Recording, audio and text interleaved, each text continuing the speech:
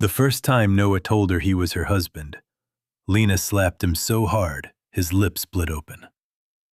3 nurses ran into the room, and while security dragged him away, she stared at the blood on his mouth and whispered, "Why does hurting you feel like I just broke my own heart?" Noah stopped fighting the guards. Even with 2 men holding him, his eyes never left her. "Because you know me," he said hoarsely. "Even if your mind won't let you." Lena's pulse went wild. She had never seen that man before in her life. She was sure of it. And yet, when he said those words, something deep inside her shook loose. If stories like this get under your skin, subscribe, like the video, and tell me in the comments where you think this one is going. Because this isn't just a love story. It's the kind that crawls into your chest and stays there until the very end. Lena pressed herself against the hospital bed as the man was forced into the hallway. "Don't let him come back," her mother said sharply, stepping between them as if Lena were in danger. "He's unstable." The man, Noah, laughed once, but there was no humor in it, just pain. "Tell her the truth, Vivian." Lena looked at her mother. "Who is he?" Vivian didn't answer right away, and that silence felt wrong. Finally, she touched Lena's face with careful fingers. "Someone who couldn't accept losing you."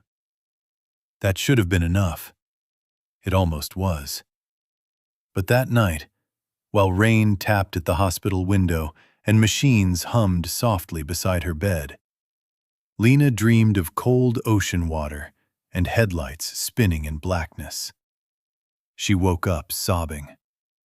A nurse rushed in, and before Lena even understood why her throat hurt, the nurse froze.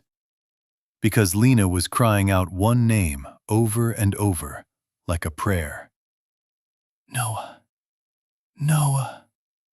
The next morning, nobody would meet her eyes. Her mother acted busy with flowers. Her fiancé acted patient. And that was almost worse.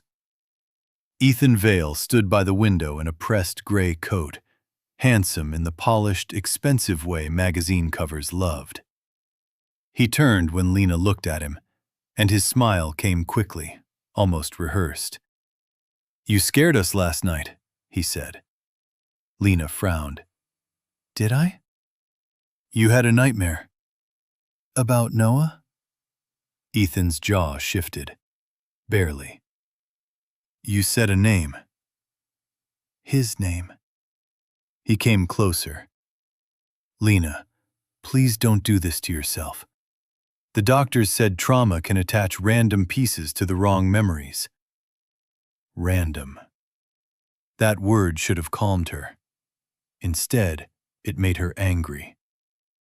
"Why does everyone act like I'm made of glass?" Her mother set the vase down too hard. "Because you almost died." Lena looked between them. "And this Noah person?" Vivian answered first. "He was obsessed with you before the accident," Ethan added softly. "He wouldn't let go." But Lena couldn't stop hearing the way Noah had said husband. Not ex-boyfriend. Not lover. Husband. By the 3rd night, Lena was terrified to sleep. Because every time she closed her eyes, the same fragments came back sharper.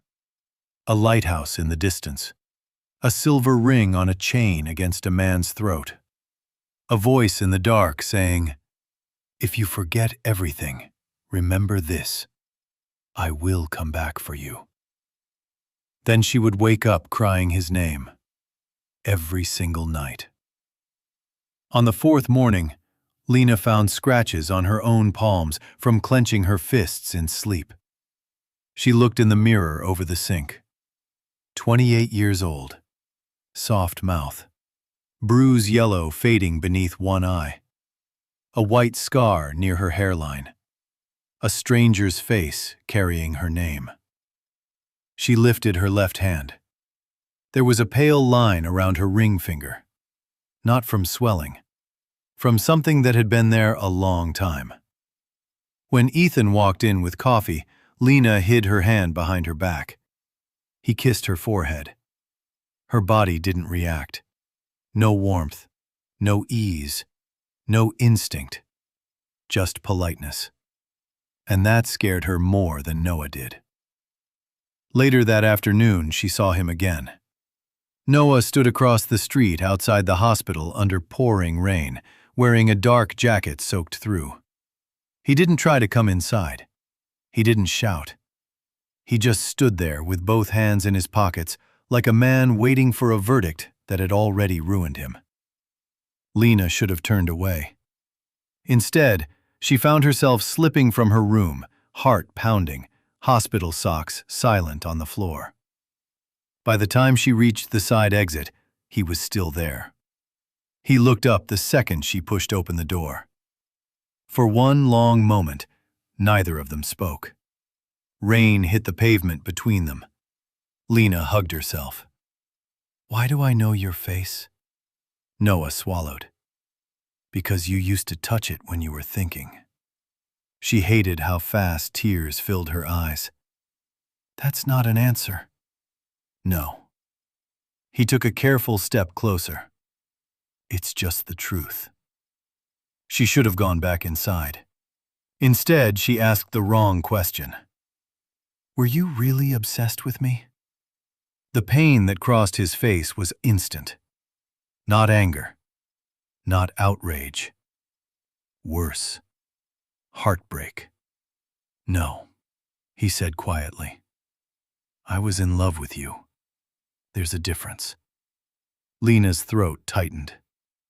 He reached into his jacket slowly, making sure she could see every movement, and pulled out a thin silver chain. A ring hung from it.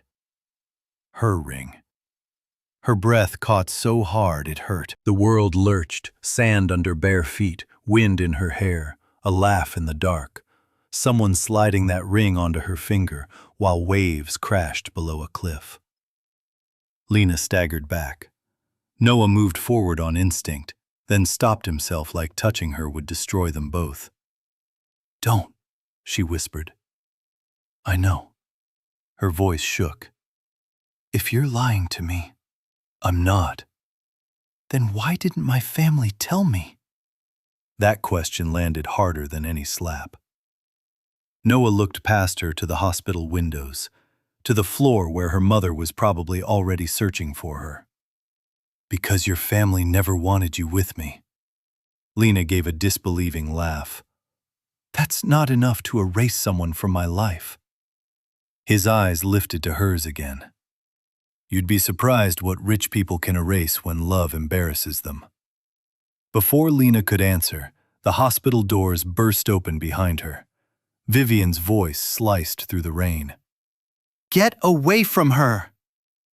Everything changed after that. Her mother screamed for security.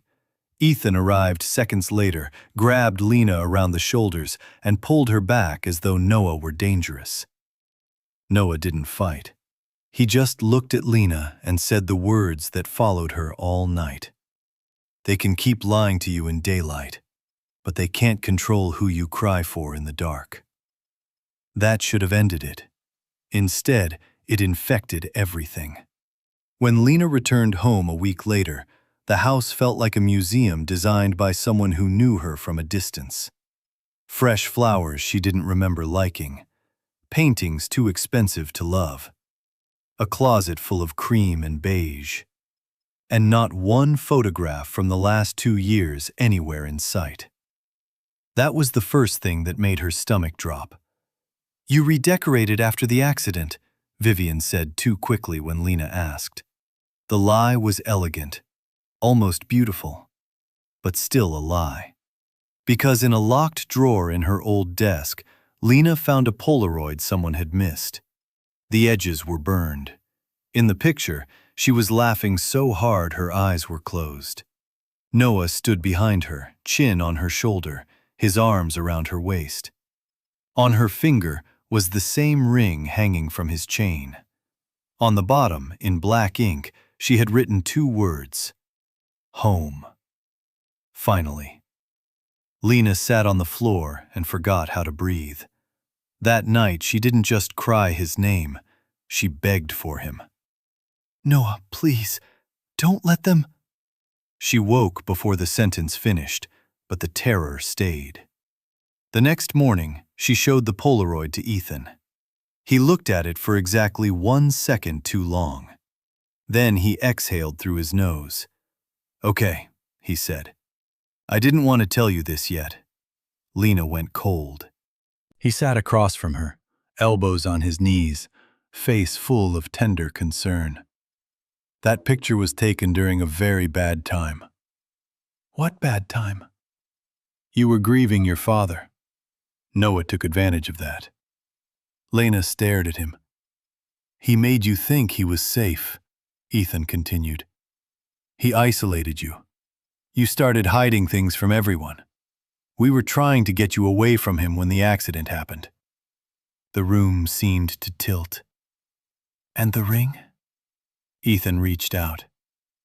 "Lena, manipulators use symbols too." She wanted to believe him. That was the worst part. Because Ethan looked like stability. Good family, clean life, predictable future. Noah looked like storms and bruised knuckles and the kind of truth that tears walls down. She was exhausted. Trauma makes liars sound merciful. So when Vivian suggested moving forward with Ethan, Lena didn't say yes. But she didn't say no either. And that silence almost destroyed her. A few days later, at a charity gala hosted by the Vale family, Lena wore a black dress she didn't choose and smiled for cameras she didn't want. Crystal chandeliers flashed overhead. Music floated. Wealth dripped off every wall. Ethan kept a possessive hand at the center of her back. "You're doing great," he murmured. Lena smiled because people were watching. Then she saw Noah. He stood near the far entrance in a dark suit that didn't fit the room, but somehow made it look cheap. His nose had a slight old break. His shoulders were tense. His eyes were on her like he had crossed fire to get there. Lena's heart did something violent. "What is he doing here?" Ethan hissed. Noah ignored him. He looked only at Lena. "I need 5 minutes." Security started moving. Noah raised both hands. "I'm not here to make a scene." "Too late," Ethan snapped. Guests turned. Whispers spread. Lena should have walked away. Instead, she stood there frozen while Noah reached into his inside pocket and pulled out folded papers. Marriage certificate. Signed. Dated 18 months before the accident. Her name. His name. Lena's knees almost gave out. The whole ballroom went silent. Vivian appeared out of nowhere, pale with fury. "He forged that!" Noah's gaze never left Lena. "Look at the signature." Her hand shook as she took the paper. It was hers. Not just similar. Hers. The way she looped the L. The hard slash through the T. A roaring filled her ears. More flashes. A courthouse. Sheep coffee afterward. Noah laughing because she cried during the vows, even though it wasn't a church wedding. Her saying, "I don't care where it happens. I just want it to be you." Then Ethan's voice cut through everything. "He's doing this in public because he knows you're vulnerable." The room spun harder. Dozens of strangers stared. Phones lifted. Vivian's face crumpled into perfect maternal pain. "Lena," she said softly, Please don't let him humiliate you again. Humiliate you again. Those words hit the frightened part of her, the part that wanted solid ground more than truth. Lena stepped back from Noah, and when she spoke, she watched his heart break in real time. "If this is real," she said, voice shaking, "why did I have to find out in front of strangers?" Noah went still, because he had no good answer, not one that could survive this room. Security reached him. He didn't resist. He just stared at her as if memorizing the exact moment she chose the wrong side. "Because every time I tried to tell you alone," he said quietly, "they drugged your memory and called it treatment." A gasp moved through the crowd. Vivian slapped him. The sound cracked through the ballroom. Noah took it without flinching. But Lena did the unforgivable thing. She whispered, "Get him out." The pain on his face was so naked she nearly ran after him. But Ethan's hand tightened around hers. The ballroom resumed breathing. Music returned. Conversation resumed in fake little pieces. And across the room, Lena caught her own reflection in a mirror. She looked like a woman attending her own burial. That night, she screamed herself awake so violently her throat bled. This time the name wasn't all she said. There were other words. Words that turned the whole room to ice. "Noah, save the baby." Lena sat bolt upright, choking. Vivian dropped the glass of water she'd been carrying. It shattered on the floor. And for the first time since the accident, her mother looked afraid of her. Not worried, afraid. "What baby?" Lena whispered. No one answered. Ethan arrived within minutes, too fast, as if he'd been expecting disaster. He crouched by the bed. "It was just a dream." Lena backed away from him. "No!" Her voice sharpened. "Not this one!" Vivian tried to touch her. Lena flinched so hard her mother's hand froze in midair. "Tell me what I lost." Neither of them spoke. Then a quiet voice came from the doorway. "You lost more than your memory." Lena turned. It was her younger sister, Mira. Mira had been quiet for weeks, drifting through the house like guilt in human form. But now she looked wrecked. Mascara smudged, breath unsteady, hands clenched. Vivian's voice dropped. "Go to your room." Mira laughed bitterly. "I'm 30, Mother." Then she looked at Lena and started crying before she said the next part. "You were pregnant." The world ended in silence. Lena felt nothing for one full second. Then everything hit at once. The lighthouse, her hand over her stomach in the car, Noah grinning at a grainy ultrasound picture, her whispering, "We don't tell them until after we leave." Lena folded in half with a sound that barely sounded human. She didn't remember the baby fully. That made it worse. She was grieving a child she had loved enough to whisper to in the dark and could no longer picture at all. Vivian stepped forward, desperate now. "I was protecting you." "From what?" Mira snapped. "From the truth? From your own shame?" Ethan stood. "This isn't helping." Mira rounded on him with such disgust Lena almost missed the next words. "Tell her who chased them that night." Everything stopped. Lena looked at Ethan. He looked back too calmly. "Mira," he said, "be careful." But Mira was done being careful. "I saw the deleted messages," she said, voice breaking. "You knew she was leaving with Noah. You followed them. And after the crash, Mother made calls before the ambulance even got there." Vivian slapped Mira this time. Hard. Mira staggered but didn't stop. "There's dashcam footage," she gasped. "Noah tried to give it to the police. It disappeared." Lena turned slowly to her mother. Vivian's lips trembled. "He would have ruined your life." "My life?" Lena whispered. "Or your plans?" No one answered, because there was nothing left to hide. Lena left the room on shaking legs. Mira followed her to the attic, where old boxes had been stacked and hidden like bodies. They tore through them until sunrise. At the bottom of a plain brown carton, beneath tax files and old linens, Lena found her real life. A tiny pair of knitted baby socks.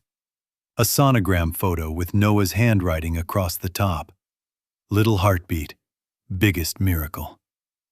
A stack of letters. And a flash drive. The video opened grainy and dark. A coastal road at night. Rain. Headlights in the rearview mirror, closing too fast. Noah's voice from behind the camera, tense. "He's still following us." Lena's voice answered, frightened but trying to stay calm. "Maybe it's not him." Then another car swerved close enough to slam their back bumper. Lena screamed. Noah cursed and grabbed the wheel. The image jolted violently, and just before metal shrieked and the world rolled, Lena heard herself cry the sentence that had been haunting her sleep for weeks. "Noah, don't let them take our baby." The video cut to black. Lena dropped to the floor. There are heartbreaks so sharp they don't make you cry right away. They hollow you. They drain all the sound out of the room. She sat there, unable to breathe, while Noah's entire love crashed back against her in fragments she couldn't hold. His hand on her stomach at sunrise. His voice reading baby names badly on purpose just to make her laugh. His promise on a half-finished nursery wall. "Even if it's me and you against the whole world, I choose you." And then the worst memory of all. Noah in the hospital hallway after the crash, covered in blood that wasn't all his, begging to see her. Vivian telling doctors he was dangerous. Ethan signing papers. Security dragging Noah out while Lena slept through the theft of her own life. This time when Lena cried, it was soundless. Mira knelt beside her. "He came every day for months." Lena shut her eyes. "Why didn't he tell me about the baby?" Mira's voice broke. "Because he said if he used that to make you remember him, it wouldn't be love. It would be desperation." That was the moment Lena started shaking. Because only one kind of man could lose everything and still refuse to use the dead as leverage. Noah. Noah, who had stood in the rain and asked for 5 minutes. Noah, who had let her choose wrong because forcing her would make him just another captor. Noah, who had loved her more cleanly than anyone else in her life. Lena got up so fast she nearly fell. "Where is he?" Mira looked down. "He left town this morning." Lena's blood went cold. "What?" "He sold the boat last week. He was going after the hearing tomorrow. He said if you still looked at him like a stranger after the gala, he'd finally let you go." No. No, that couldn't be the ending. Not after all this. Not after a love her own body remembered in sleep. Lena drove herself for the first time since the accident, ignoring Ethan's 23 missed calls. The road to the harbor blurred through tears she refused to wipe away. Noah's boathouse was nearly empty when she got there. One lamp glowed inside. A duffel bag sat by the door. And Noah stood at the workbench, folding the last of his things, like a man trying to make leaving look ordinary. He turned when she entered. He went completely still. Lena had imagined this moment 100 different ways on the drive there. With speeches, with perfect apologies, with memory restored in one cinematic wave. Reality was uglier, better. She could barely speak. "I know," she whispered. Noah's face changed, but he didn't move. "How much?" "Enough." Rain battered the roof. Lena looked around the room and saw pieces of herself everywhere. A chipped mug with her lipstick mark. A yellow raincoat hanging by the door. Her handwriting on a grocery list pinned near the stove. You don't leave pieces of a woman behind unless you thought she was coming home. Tears blurred everything. "I'm so sorry." Noah finally spoke, and his voice was rough from holding too much for too long. For what part? Forgetting him. Rejecting him. Their baby. The public humiliation. The fact that he had mourned two people while one of them was still breathing. Lena covered her mouth and started sobbing. Noah crossed the room then. Fast, instinctively, like he had 1,000 times before the world tore open. He stopped only inches away. "You don't apologize for surviving," he said. "I told them to throw you out." "I know." "I looked at you like you were nothing." Pain flickered across his face. "Lena." "I don't remember everything." She hated how broken she sounded. "I want to. But it's pieces. And I remember enough to know I loved you. I loved you so much that even when they took your face out of my mind, my heart still went looking for you in the dark." That destroyed him. She saw it. All the composure he had built just to stand upright collapsed behind his eyes. Noah looked away and pressed a hand over his mouth like he physically couldn't contain what he felt. When he finally looked back, he was crying too. "I used to sit outside that hospital every night," he said, voice shaking. "And every time I heard you scream my name through that window, I thought, that has to mean something. Even if you never come back to me, that has to mean something." Lena stepped closer. "It meant everything." He let out a broken laugh. Then anger rose through the grief. "I should have burned their world down." "Help me do it properly."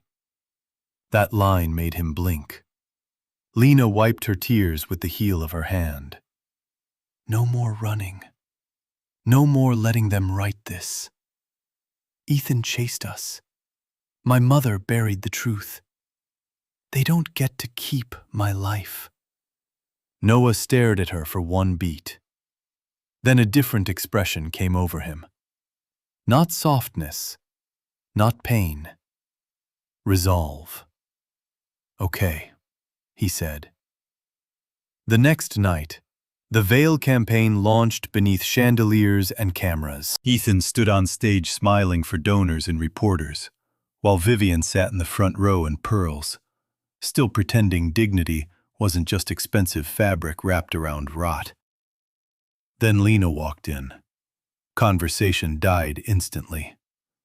She wore no designer gown this time, just a simple white dress, the silver ring back on her finger, and the kind of calm that terrifies liars. Ethan's smile cracked. "Lena," he said into the microphone, "I didn't know you were coming." "I know," she said. She climbed the stage before anyone could stop her. Reporters surged closer. Vivian rose. Darling, not here.